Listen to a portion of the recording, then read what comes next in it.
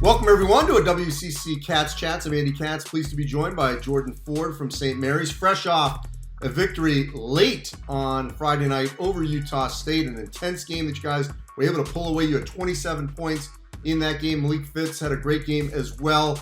First, discuss the atmosphere, because you guys have had some great games in Moraga, especially against rivals like Gonzaga and BYU. What was the atmosphere like against Utah State? The atmosphere was really fun. It was a fun place to play in. We were able to pack the gym with a lot of our fans, with people that really care about us winning, and it was just really fun. Like, we were going on a run, the place would be rocking, so we all had a really good time. Yeah, especially during Thanksgiving break, where the students necessarily wouldn't be there. You guys have built a following in the area where people will come regardless of whether or not school is in session. Now, Utah State came in undefeated. They weren't completely at full strength, but they are a top 20, top 25 type team, predicted to win the Mountain West Conference, especially after what happened with that Winthrop loss. How much were you guys pointing to this game to sort of rectify, another big-time home win after what happened earlier in the season?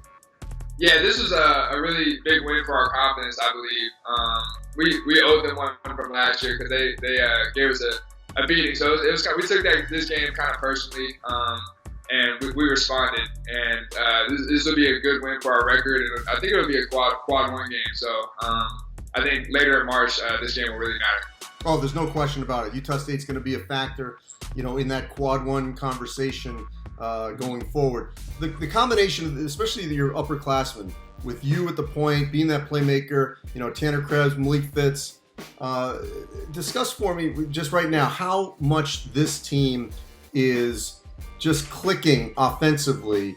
Here we are just at the end of November, and it feels like you guys are in February rhythm.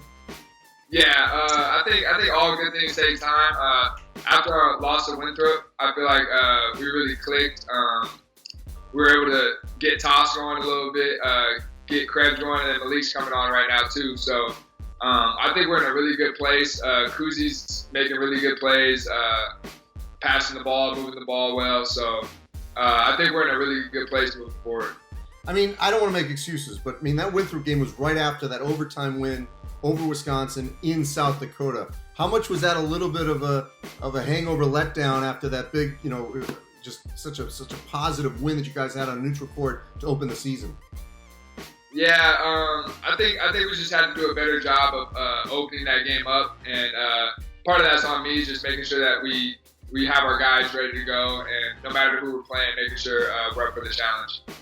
The league is doing really well right now. BYU obviously had a pretty good Maui. They had already won at Houston.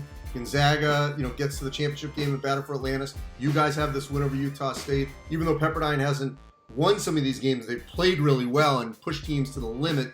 Santa Clara, San Francisco before they lost to Hawaii have all played really well to this point. I know we're still a couple of weeks away, but how much are you anticipating this could be in your time at St. Mary's, one of the deepest and toughest WCCs that you've had to deal with?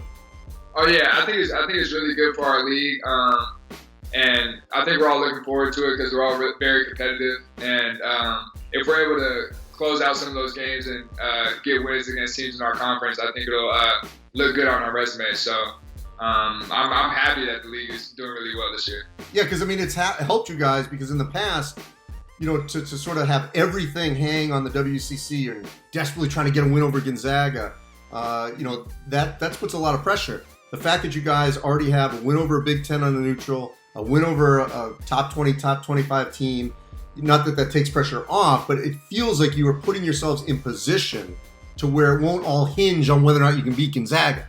How much do you agree with that? I agree with that a lot. Getting these two wins is definitely made it a lot easier for us, but we don't like to play on the bubble, and when you get to March and you have to rely on one game, it does put a lot of pressure on that game. So hopefully, we don't have to rely on just winning, the conference tournament. Hopefully, with some more big wins, we're able to get into the tournament with an at-large. And Jordan, I'm just curious before we go here, not to necessarily compare you to the pros that have come through at your position at St. Mary's and Matthew Dellavedova and Patty Mills, but if we were for this exercise, in what way do you think your game, because your stats certainly mirror it, have mimicked a little bit of their style of play in Randy Bennett's system? Yeah, I definitely looked at that when I first came here, was being recruited here. Just the development of the point guards, and I think I resemble a lot of Patty Mills. Just being able to knock down the three really quick, kind of tough to guard. So I think out of those two players, I would kind of resemble Patty a little more. All right, well, great win. I know you got more to come here over this weekend and then into next week as St. Mary's off to a great start this season. Jordan, appreciate it. Thank you.